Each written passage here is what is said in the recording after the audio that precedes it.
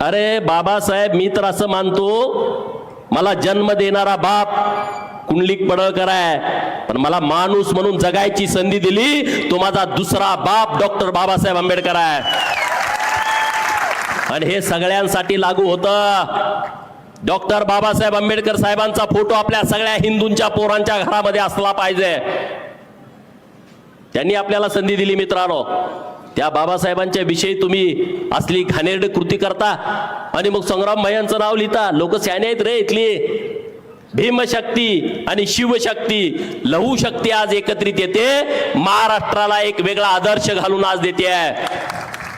माझ्या मागासवर्गीय समाजाचा मताचा गैरफायदा ह्या लोकांनी उठवलाय, गैरफायदा उठवलाय. या सगळ्या लोकांना ठेचून काढण्याची वेळ आलेली आहे. आणि म्हणून या येत्या काही काळामध्ये महाराष्ट्रामध्ये धर्मांतरणाच्या विरोधामध्ये एक कडक